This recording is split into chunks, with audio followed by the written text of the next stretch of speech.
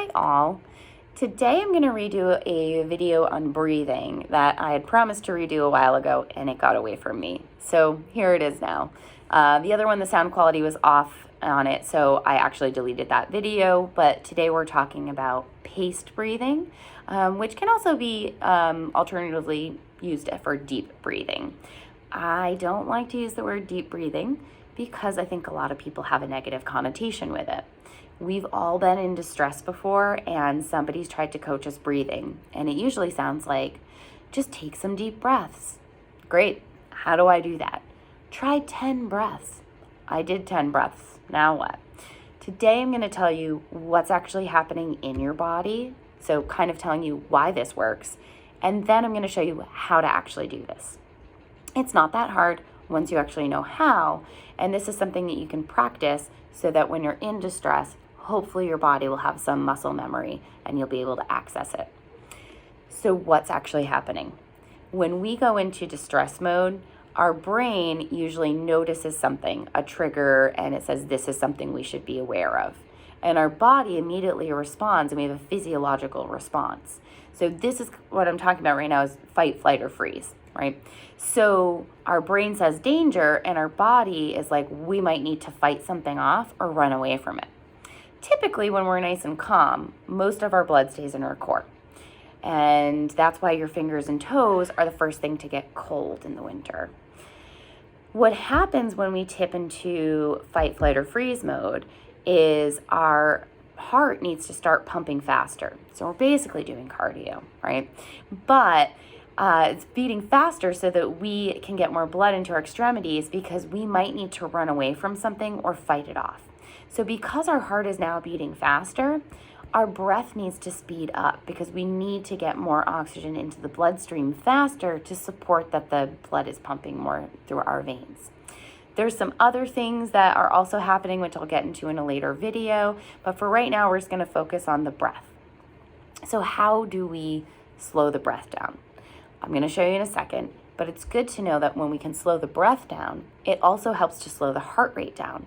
And it also helps to slow down that racing brain that we get when we're in distress. So I'm gonna stand up now because I think it'll be a little bit easier to see what I'm talking about.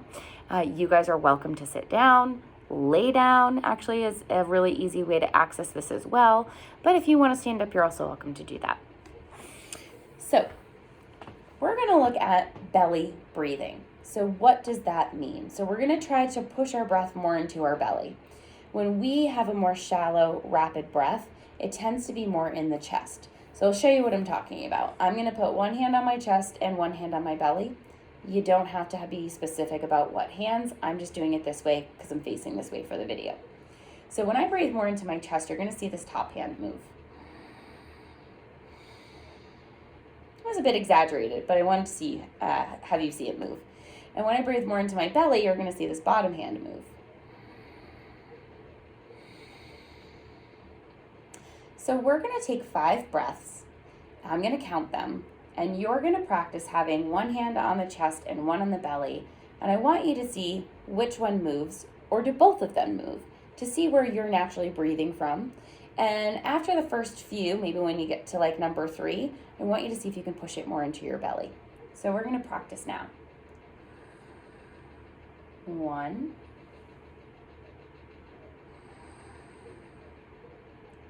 2, 3, 4, 5. All right, and drop the hands, give them a shake if they need it. For this next part, we're gonna add on. So I'm gonna add on some counting. So why would we add on counting? Well, it's the same reason that people count sheep. It gives your brain something to do. So we're adding in another element. So we have the element of touch and feel, connecting with the breath, and then we're also going to mentally connect with the breath through counting. So you can do the hand on the chest, hand on the belly, or you can put both hands on your belly if you want for this one. If you feel like you've got the belly part down, you don't have to have hands on the body at all, but I'm gonna use my hands on the belly just so you guys can see. So what we're gonna do is I'm gonna count to 4 on the inhale, 5 on the exhale. If you're a little bit quicker or take a little bit longer than me, that's okay. What we're trying to do is get one exhale length longer, because that also can help to tip you more into rest mode versus into our fight, flight, or freeze mode. Another thing is, if you do want to, you can also exhale through the mouth for this one, because it helps release a little bit of tension and heat from the body. So we're going to do this now. I'm going to count out the first two, and then the last three, I'm going to let you count in your own mind so you get a feel for it. So we're going to take a clearing breath, get everything out, get any wiggles out. We're going to inhale for 1, 2, 3, 4. Exhale, 1, 2, 3, 4, 5. Inhale, 1, 2, 3, 4. Exhale, 2, 3, 4, 5. In your head.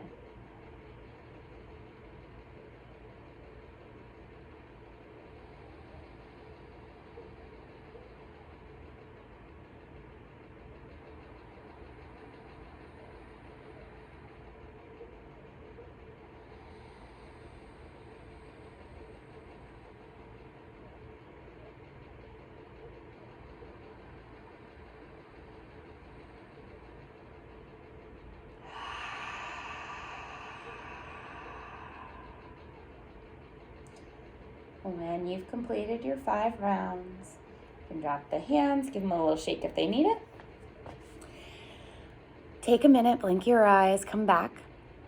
And for this one, again, it's the hardest to practice skills when we're in distress. We want to practice this skill when we're not in distress. So when we're fairly calm, if we're thinking about a distress level as 1 through 10, when you're at like a 5 or below, is a great time to practice this. And maybe see where your number goes. Does it come down? That means it's working. Even if it only comes down half a point, it's still working. So can we get that number down by using our breath, by counting, maybe exhaling through the mouth, maybe extending our exhale a little bit longer? My patients always ask me, or tell me rather, I don't have time. So I always suggest practice this at night when you're trying to go to bed. Why? 1, what else are you doing anyways? 2, you're trying to go to sleep, so you want to be in that resting state. And 3, a lot of us get that busy brain at night when we're laying in bed. Like, what do I have to do tomorrow? What did I not do today? So I would encourage you to practice this a few times a week. If that feels like a lot, maybe just practice once a week. You're also welcome to play this video at night or any other time. I hope that you enjoyed this exercise, and I hope you have a mindful day. Bye.